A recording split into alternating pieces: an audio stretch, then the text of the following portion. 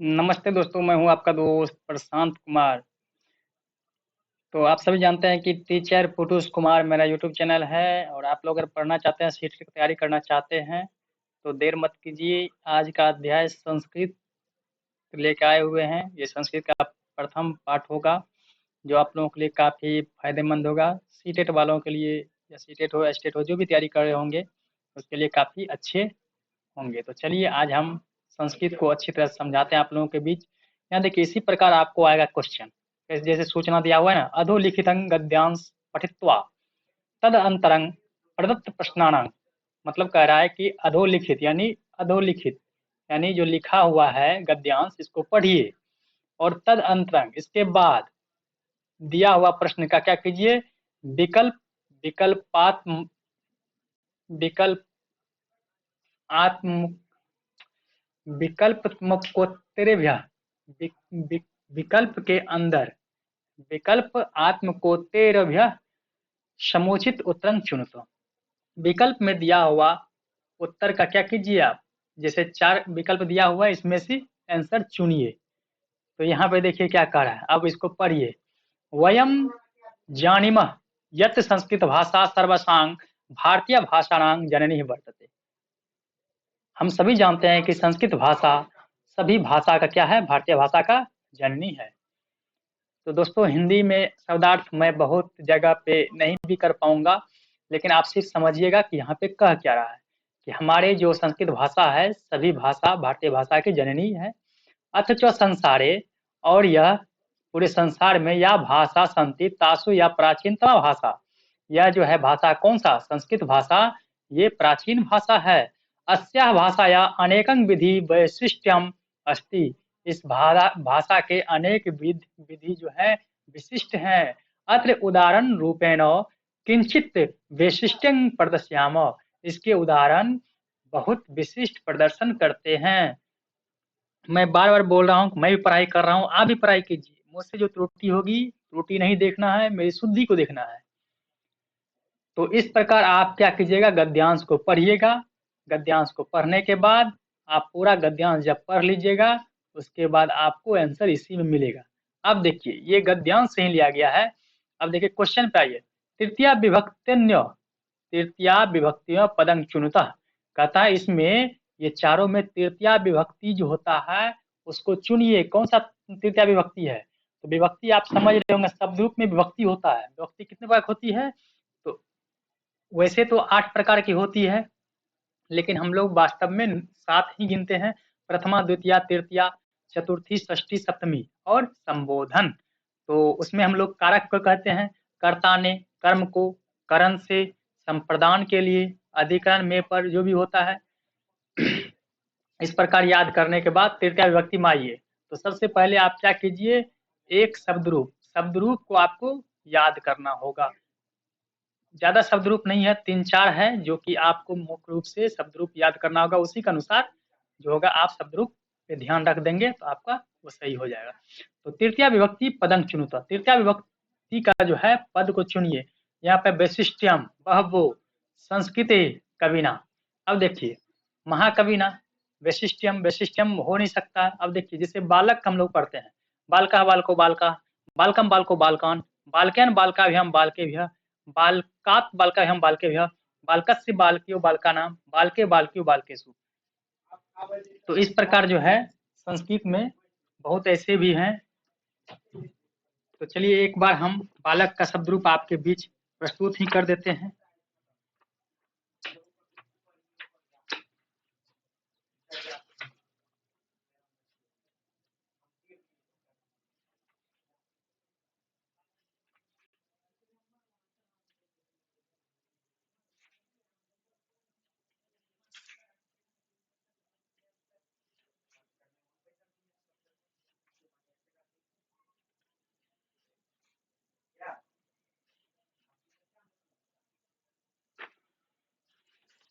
चलिए बालक का शब्द रूप हम आपके बीच पढ़ देते हैं।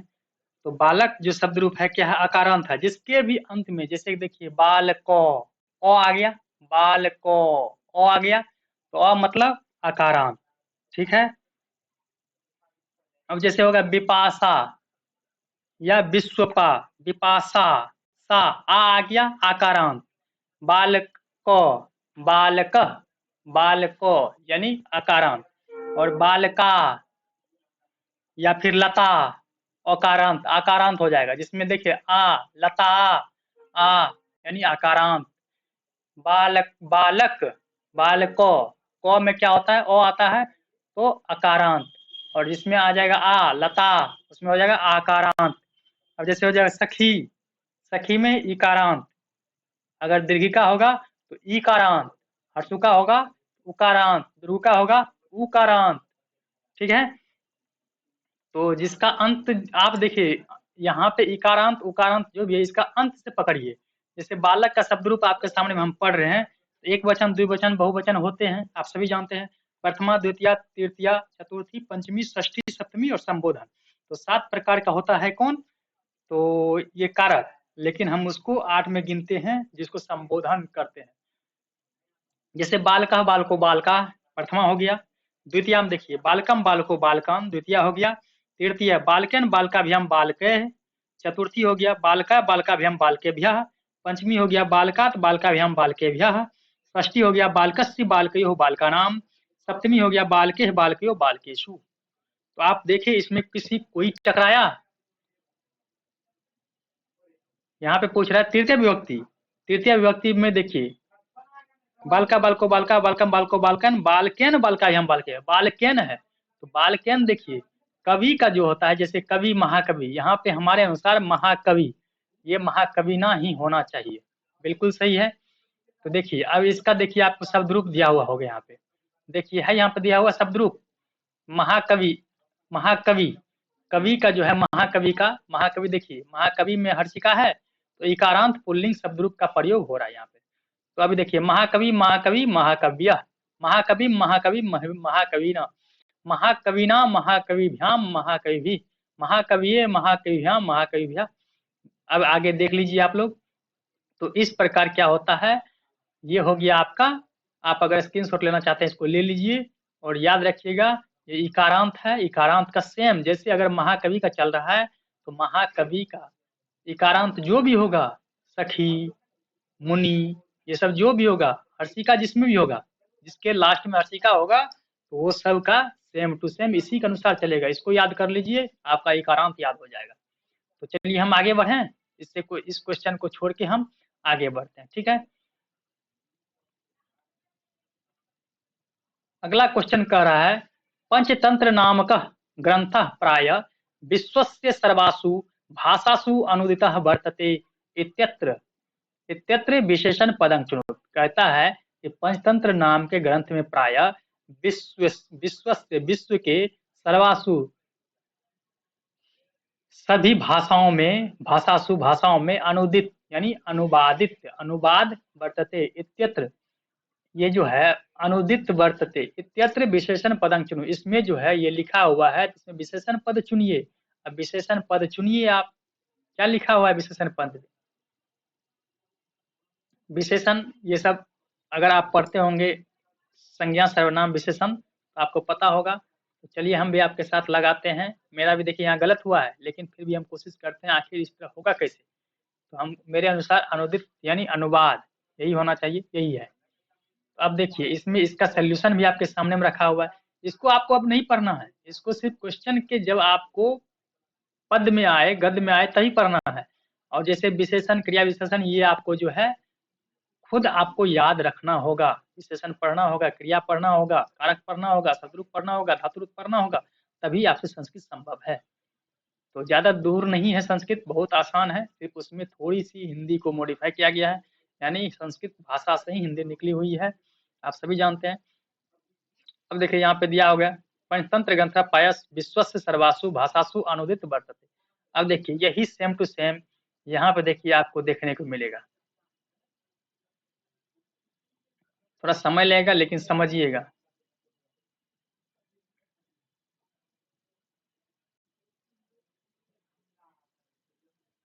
है यहाँ पे देखिए संस्कृत भाषाया पंचतंत्र नाम कस्य ग्रंथ प्राय विश्वस्य सर्वासु भाषासु अनुदित वर्तते, है यहाँ पे सेम यही है।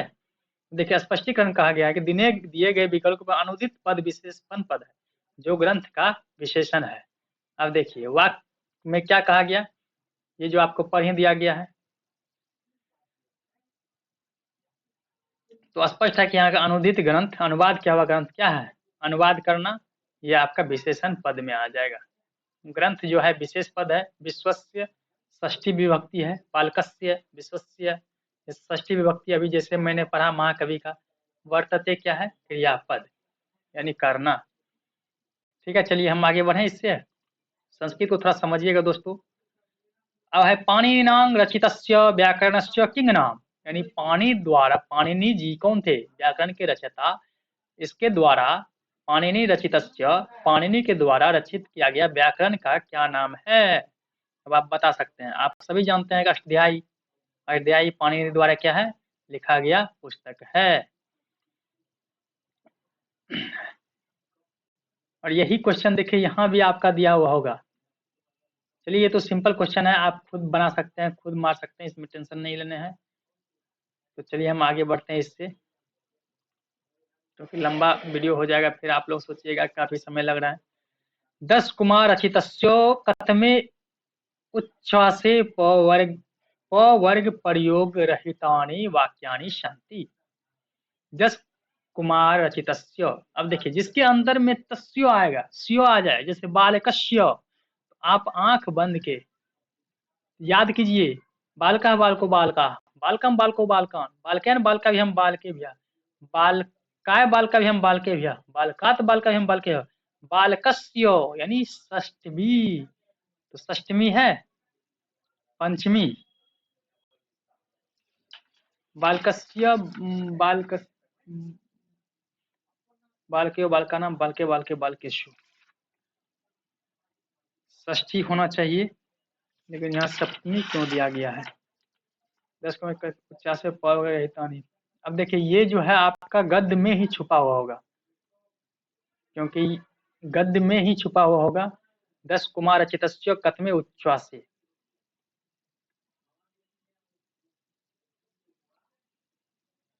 इसी प्रकार आपको दोस्तों वहां भी देखने को मिलेगा। संस्कृत साहित्य 10 कुमार चेतस्य नामना प्रसिद्ध कथा वर्तते, तत्सप्तमे, देखिए तस्य सप्तमे उच्छ्वास से सप्तमे हो जाएगा, देखिए सही है ना। अब देखिए यहाँ पे सेम दिया हुआ होगा। चलिए आगे बढ़ते हैं। संस्कृतस्य वर्णमालायां वर्णनाम क्रम कस्य आधारेण निर्धारित अस्ति। संस्कृत का वर्णमाला, वर्ण का क्रम कस्य आधारेण, किस आधार पर निर्धारित किया गया है। संस्कृत का वर्णमाला, संस्कृत का वर्णमाला जो है ये स्वर उच्चारण तंत्रस्य,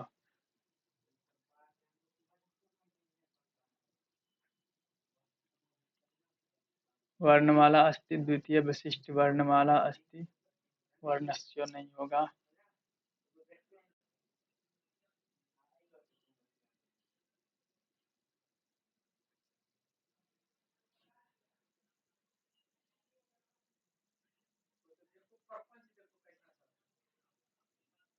निर्धारित अस्ति,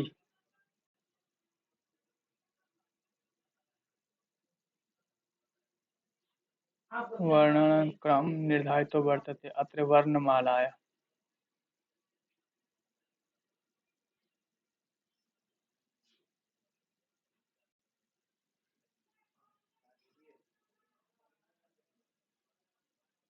देखिए अपने बता देगा दोस्तों, हम तो वर्णस्य उच्चारणतंत्रस्य स्वरस्य वर्णस्य स्वरस्य मार देते हैं, उच्चारणतंत्रस्य। देखिए यहाँ पे है प्राकृतिक सर्वे गद्यांश की पंक्ति में, प्राकृतिक सर्वे उच्चारणतंत्रस्य प्राप्तम,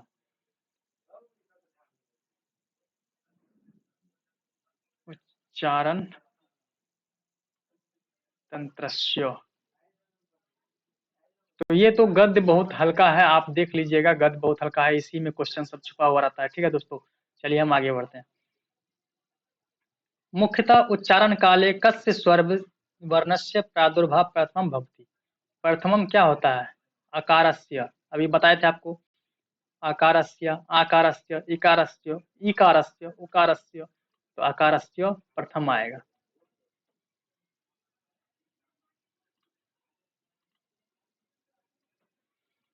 संसारस्य प्राचीनतम ग्रंथ, सबसे प्राचीन ग्रंथ ऋग्वेद। आप लोगों को पता है।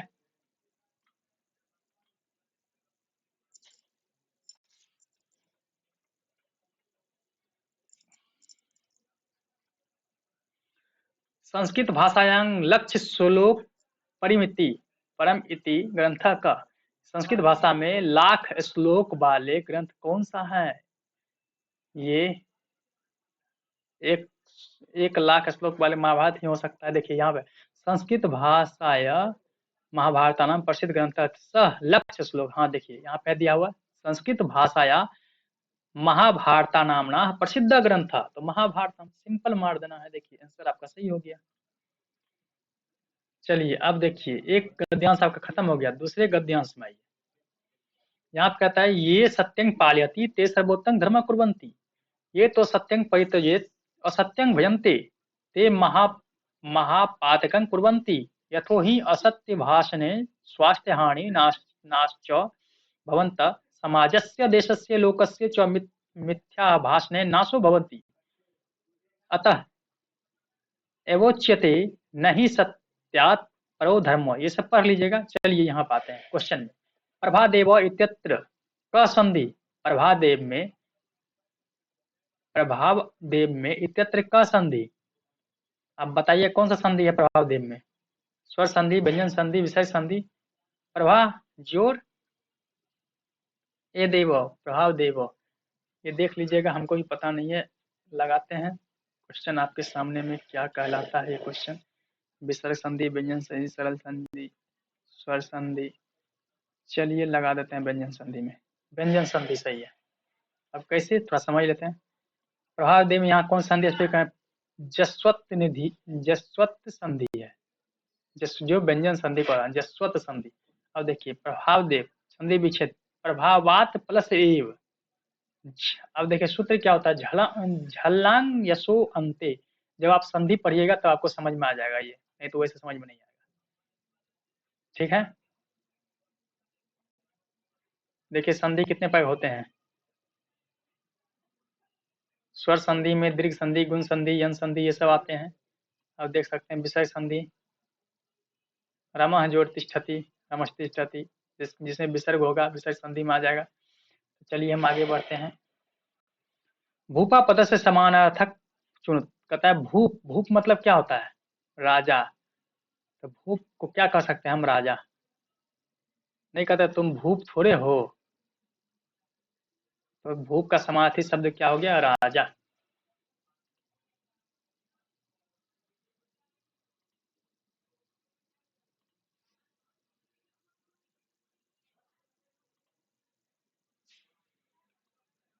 चलिए आगे बढ़ते हैं। अब देखिए यहाँ पे कहा कि सत्यस्य एव पदे संधि वर्तते। सत्यस्य एव पद में संधि कौन सा है? अब देखिए सतस्य जोड़ एव, सतस्य य प्लस अ, य प्लस अ, इसमें कौन सा संधि हो जाएगा? दीर्घ संधि हो जाएगा मेरे अनुसार। अब दीर्घ हो या गुण हो पता नहीं, लेकिन दीर्घ ही होना चाहिए या वृद्धि होना चाहिए। तस्य एव वृद्धि संधि होगा। देखते हैं, हमको पता भी नहीं है। वृद्धि संधि हो गया। देखिए वृद्धि संधि का रूल क्या कह रहा था? देखिए सूत्र वृद्धि रेचि। अब देखिए वृद्धि संधि कैसे पकड़िएगा, किसमें वृद्धि संधि? जैसे यहाँ पे देखिए सतस्य एव है ना, सतस्य एव, तो यहाँ देखिए यो आ गया अ प्लस ए, सतस्य अ प्लस ए हो गया, आ प्लस ए, जिसके अंत में अ होगा, आ होगा, अ होगा, आ होगा, ए लग जाएगा, ए लग जाएगा, ए लग जाएगा, ए लग जाएगा, ओ लग जाएगा, ओ लग जाएगा, वो किससे होगा? वो वृद्धि संधि में आ जाएगा। ठीक है, चलिए हम आगे बढ़ते हैं। इतना ही समझिए, ज्यादा समझिएगा तो कंफ्यूज कर दीजिएगा। सिर्फ इतना समझ लीजिए वृद्धि संधि में ओ जैसे है यहाँ सत्य, सत्य, सतस्य, स्यो, ओ आ गया तो अ प्लस ए आ गया, तो अ प्लस ए जहां भी आ जाएगा, अ प्लस ए, अ प्लस ओ, अ प्लस ओ, ये सब में वृद्धि संधि आ जाएगा। ठीक, समझ गए इतना? ते महापातकं कुर्वन्ति इत्यस्य मेन वाक्ये कुर्वन्ति इति क्रियापदस्य कृतिकः। अब देखिए ते, अब यहाँ पढ़िए, ते महापतंग कुर्वन्ति, तस्य वाक्ये कुर्वन्ति इति क्रियापदस्य क्या होगा?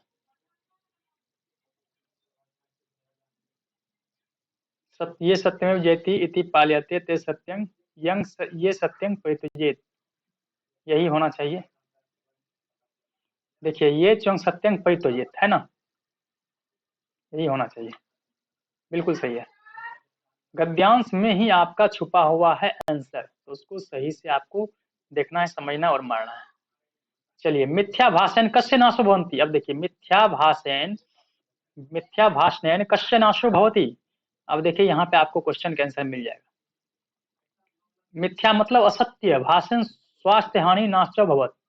देखिए, स्वास्थ्य हानि नाश्च भवत, मिथ्या भाषण। यहाँ पे और मिथ्या भाषण दिया हुआ है, देखिए देख लीजिए मिथ्या भाषण कहाँ पे लिखा हुआ है।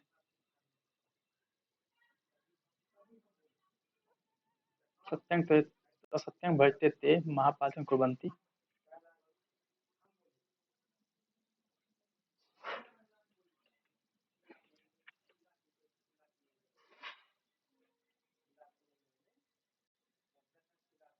लोकस्य, देखिए यहाँ पे है ना, समाजस्य देशस्य लोकस्य मिथ्या भाषण नाशो भवति। यानी अगर आप झूठ बोलते हैं तो क्या नाश करते हैं? समाज भी आपका नाश, देश भी नाश, लोक भी नाश, सर्वव्यापी। यहाँ पे आपका आंसर दिया हुआ है, समाजस्य देशस्य लोकस्य मिथ्या भाषण नाशो भवति। ठीक है, चलिए हम आगे बढ़ते हैं। आप देखिए गद्यांश को समझिए, गद्यांश को समझ के उसको पहले समझिए, फिर अपना क्वेश्चन समझिए। सत्यमेव जयते इदादरेण कुत्र लिखते। सत्यमेव जयते आप देखे होंगे, ये कहाँ पे लिखा गया है? तो यहाँ देखिए, सत्यमेव जयते, यहाँ आपका सत्यमेव जयते इधर रखें, इत्याद रखें उल्लेख्यते। अब किसमें? राज चिन्हे अपि, भारतस्य राज चिन्हे अपि। देखिए आंसर सही हो गया। सिर्फ संस्कृत को समझना पड़ेगा दोस्तों। स्वस्थ हानि नाश्च क्या न हुआ? तब देखिए स्वस्थ हानि, अब देखिए यहाँ है स्वस्थ हानि नाश्च अभवत, सत्य भाषणे असत्य भाषणे, यथो ही असत्य भाषणे, स्वस्थ हानि नाश्च केन अभवत। आगे भी देख लेते हैं कहाँ पे है।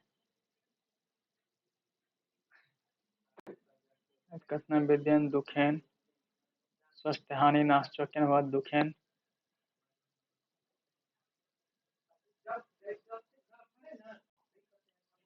मुझे भी पता नहीं चल रहा है कौन सा। सत्यपान सर्वाणी दुखानी असमत, दुखानी होगा नहीं दोस्तों, देख लीजिए। अनित कथनन, अनित कथन इसमें दिया हुआ होगा पंक्ति में, यथो ही असत्य भाषणे सत्यनाशो, असत्य भाषण हानि नाश होती है। तो अनित कथनन, देखिए यहाँ पे होगा अनित कथनन, कहीं तो होगा जरूर।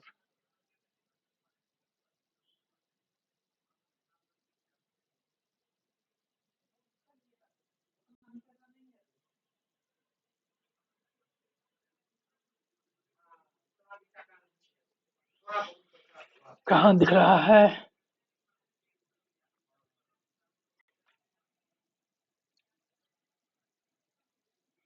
और यहाँ पे दिया हुआ दोस्तों के दिए हुए विकल्प में अनित कथनन असत्य भाषण पद का पर्यायवाची है, समानार्थक है। इसका अर्थ होता है झूठ बोलने वाला। अनित कथनन, समझ गए? अनित कथनन यहाँ पे है ना, असत्य भाषण। आगे बढ़ते हैं। अब देखिए वो हो गया गद्य, अब आ जाइए आपका ये पेडागोगी हो जाएगा संस्कृत में। कहता है भवतः कक्षायाम एकं एतादशं छात्र अस्ति। कहता है किसी कक्षा में एक कौन है? छात्र हैं। एकं एतादश अस्ति यस्य श्रवण क्षमता पूर्ण रूपेण विकसिता नास्ति। उसका सुनने का जो है श्रवण क्षमता, यानी सुनने का विकास पूर्ण रूप से नहीं है, उसमें छात्रा भवन। कहता है तब छात्रा में क्या करना चाहिए, यानी छात्रा के लिए क्या करना चाहिए, या क्या उसमें त्रुटि होगी, ये सब बता रहे हैं। तो कक्षायाम सर्वेदाम संगते चो स्थास्यन्ति। कहता है कक्षा में आप सबसे नजदीक बैठाइए उसको, अगर सुनने में प्रॉब्लम है तो ये हो भी सकता नहीं हो सकता, समझ सकते हैं। कक्षायाम उच्च स्वरेण वादयति, कक्षा में आप जोर से बोलिए। ये दोस्तों कहीं लगता है कि आप रोज चिल्ला के बोलिएगा, बच्चे नहीं सुन पाएंगे तो क्या होगा। संकेत भाषाया अधिक मात्रा में उपयोगं करिष्यति। अब देखिए दोस्तों, ये हो सकता है संकेत भाषाया अधिक मात्रायाम उपयोगं करिष्यति, ये हो सकता है क्योंकि संकेत का जब वो नहीं सुन पा रहा है, यानी आप वो तो बहरा है, तो आप उसको संकेत में बताइएगा। देखिए सही हो गया। श्रवण क्षमता पूरी नहीं होने के कारण बच्चे की सुनाई कठिनाई शुरू हो रहा है। सुनने में असक्षम बच्चों के भाव ग्रहण के लिए संकेत माध्यम उचित होता है। ठीक है, तो चलिए हम आगे बढ़ते हैं। कहता है भाषा शिक्षण विषय व्यवहार बाधित विचार धारायाम, यानी भाषा शिक्षण के विषय में व्यवहारवादी का विचार क्या है, विचार है। तो अनुभवयन प्रमुखो प्रदेति, अनुभव प्रमुख होना चाहिए। बोधनस्य केंद्रं छात्रो भवन्ति, छात्र छात्र में बोधन केंद्र होना चाहिए। शाला शिक्षक शिक्षकस्य प्रधान मत्रं बहता, देखिए हमको समझ में नहीं आ रहा है, इसको ये इसमें लगा देते हैं, बिल्कुल सही हो गया। देखिए अब देखिए कहता है कि भाषा शिक्षण के विषय में आंतरिक व्यवहारवादी का विचारधारा क्या कह रहा है। विचारधारा में उत्प्रेरण प्रत्युत्तर, प्रेरणा प्रतिक्रिया संबंध संवर्धन की प्रक्रिया होती है। आप समझ गए इसका आंसर क्या होता है। उत्प्रेरणा प्रत्युत्तर संबंध संवर्धनस्य, संबंध संवर्धन की प्रधानता होती है, विद्यते होती है। शिक्षक संस्कृत भाषा परीक्षणस्य, शिक्षक जो है संस्कृत भाषा का परीक्षण सत्तं व्यापकं च मूल्यांकन समये कस्मिन् विषये विशेषणे अवधानं दातव्यम्। संस्कृत भाषा का परीक्षण का सतत विकास मूल्यांकन के समय क्या करना चाहिए। उच्चारण शुद्धता, विभिन्न संदर्भेषु भाषा प्रयोग प्रयोगता निपुणता, वर्तनी शुद्धता, गृह कार्य। हमको लगता है विभिन्न संदर्भेषु होना चाहिए, बिल्कुल सही हो गया। अब देखिए इस बहुत में ऐसा होगा कि मैं अनुवाद नहीं कर पा रहा हूँ, तो अनुवाद आप लोग खुद देख के समझ सकते हैं और उसका अनुवाद नीचे दिया गया है। शिक्षक को संस्कृत भाषा परीक्षण का सतत और व्यापक मूल्यांकन करते समय किस बात पर विशेष ध्यान देना चाहिए।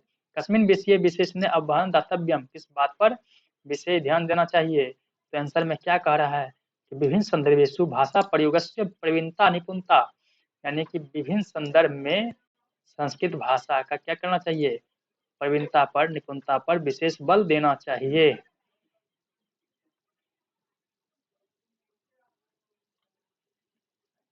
तो चलिए हम आगे बढ़ते हैं फिर।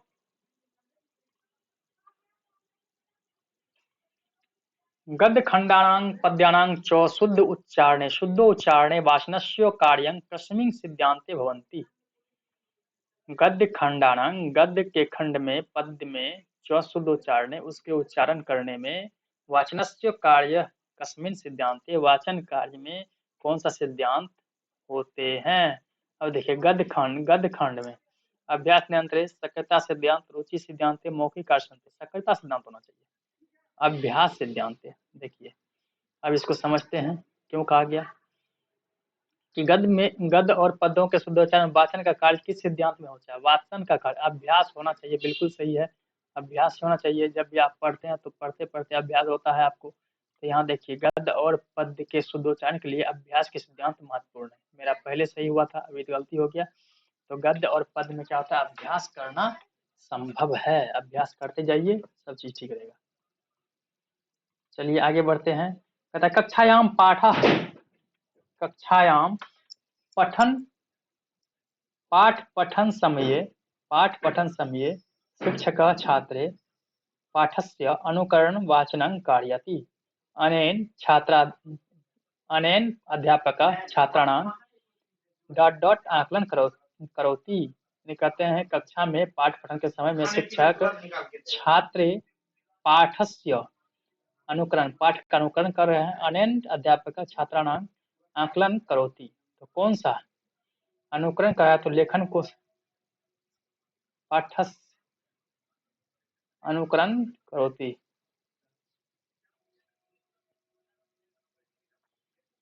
पठन कौशलस्य, ये क्या हो सकता है? आप लोग बता सकते हैं या कमेंट मार सकते हैं एबीसी में।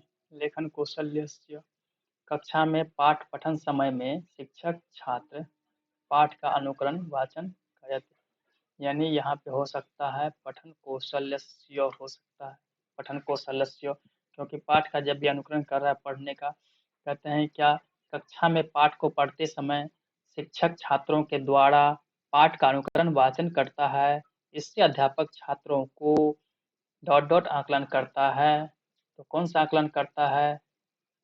अनुकरण वाचन करता है। अब देखिए जैसे आप पढ़ा रहे हैं तो क्या करते हैं, बोलो बच्चा ओ, सही बच्चा बोलते हैं ओ, तो आकलन करते हैं कि नहीं, अनुकरण करते हैं कि नहीं, आगे पीछे चलते हैं कि नहीं? तो किसका? पठन कौशल का आकलन करते हैं।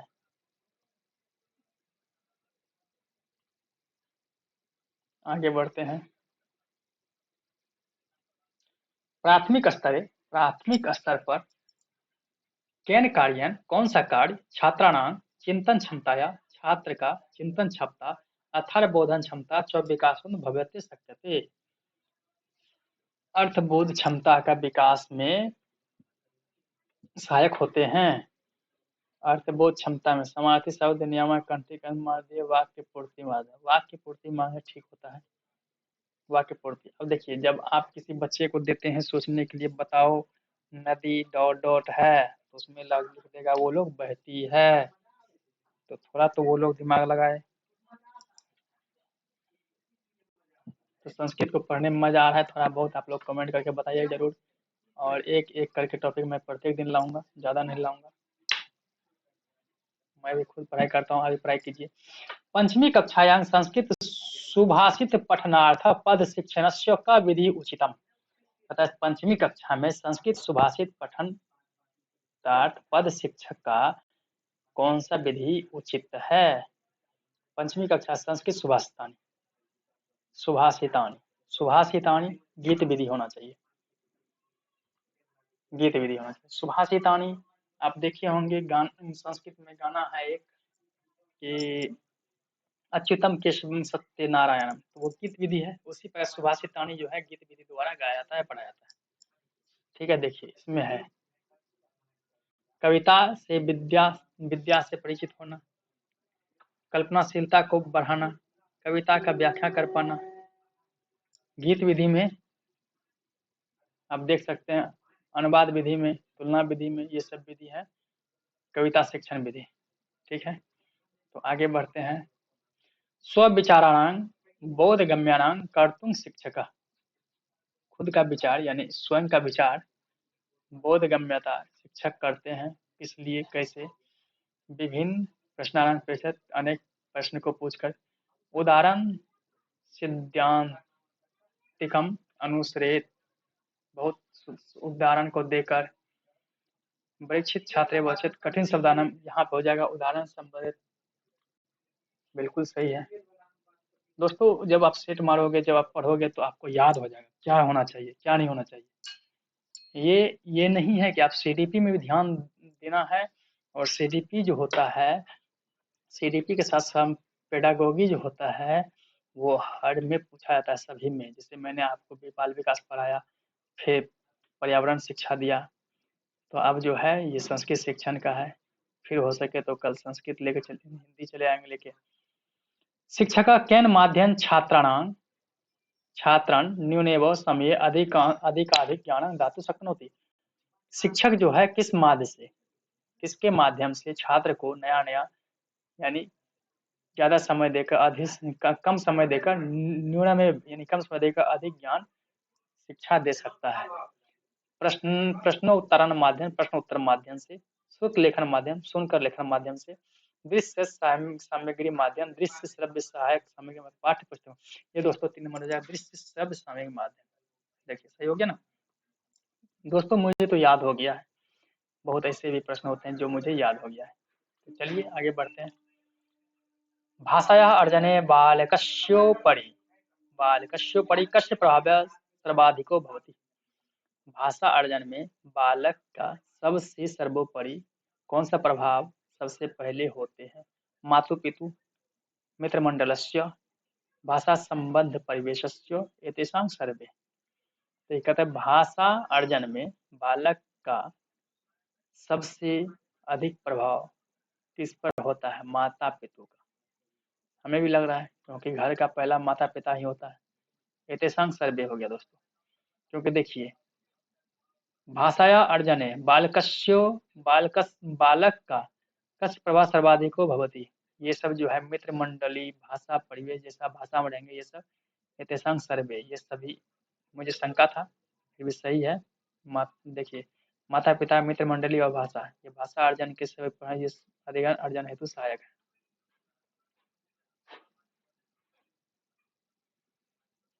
यहाँ पे पढ़ भी सकते हैं आप, हिंदी में भी दिया गया है कि भाषा के अर्जन में बालक के ऊपर किसका प्रभाव अधिक होता है? भाषा के अर्जन में माता पिता, मित्र मंडली और भाषा संबंध परिवेश सब जो है क्या है, ये सब प्रभावशाली होता है उसके ऊपर।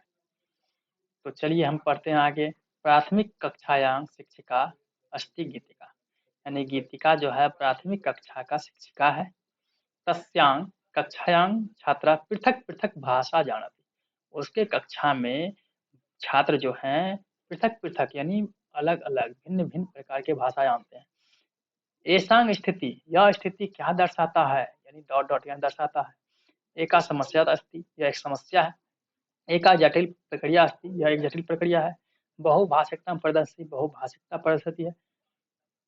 शिक्षिका एतद् विषय चिंतन न करिष्यति, शिक्षक इस विषय का चिंता नहीं करते हैं। तो आप बता सकते हैं क्या हो जाएगा इसमें? बहुभाषिकता प्रदर्शि, यह एक बहुत अच्छा चीज है, बहुत अच्छा चीज है। सब भाषा जानते हैं, किसी भी क्षेत्र में जाने के बाद जो है बहुभाषिकता में छात्रों को अपनी भाषा के प्रयोग के महत्व दिया जाता है। ठीक है, चलिए आगे बढ़ते हैं। डिस्ग्राफिया, देखिए डिस्ग्राफिया आप लोग पढ़े होंगे। डिस्ग्राफिया वर्तते, डिस्ग्राफिया क्या होता है? अवधारणा बोधे संज्ञात्मक न्यूनता, कश्चित पाठस्य पठने कठिनम्य, लिखित भाषा या बोधे भाषा न्यूनता, यही हो जाएगा लिखित, जैसे हो जाएगा डिस्ग्राफिया लिखित। और डिसलेक्सिया पठित, डिस्कैलकुलिया गणितज्ञ। देखिए डिस्ग्राफिया कैसे होता है? लिखते समय बात करते रहता है, अशुद्ध वर्तनी, अनियमित रूप से आकार को लिखना प्रारंभ कर देता है, ये सब चीज आप देखिएगा। विद्यालय भाषा शिक्षा नीति, विद्यालय भाषा में शिक्षा नीति ज्ञायते, कौन सा? बहुभाषिकता शिक्षा नीति, मातृभाषा धायित बहुभाषा इति, त्रिभाषा सूत्रमिति। त्रिभाषा सूत्र होगा विद्यालय भाषा में, बिल्कुल सही है। माता जैसे पहला घर का भाषा, फिर पहली भाषा मातृभाषा, क्षेत्रीय भाषा, दूसरी भाषा हिंदी भाषा, जो अलग राज्य है उसके तीसरी भाषा में गैर हिंदी अंग्रेजी ये सब चलेगा। ठीक है, चलिए आते हैं 29वां नंबर क्वेश्चन। ज्यादा क्वेश्चन नहीं है, अब लास्टिंग क्वेश्चन है दोस्तों। कस्य मते बालकः विश्वस्य कस्यां अपि भाषाम् अधिगन्तुं शक्नोति, किसके मत के अनुसार बालक जो है विश्व का भाषा अधिगम शक्नोति? चौमस्की महोदय, स्किनर महोदय, प्याजे महोदय, मेरे अनुसार तो चौमस्की महोदय होना चाहिए। अब देखिए कैसे, कहते हैं किसके मत के अनुसार बालक विश्व में कोई भाषा सीख सकता है? ये नॉम चॉम्स्की एक प्रसिद्ध अमेरिकी वैज्ञानिक थे। इसके अनुसार कहे कि बालक विश्व के कोई भी भाषा को सीख सकता है।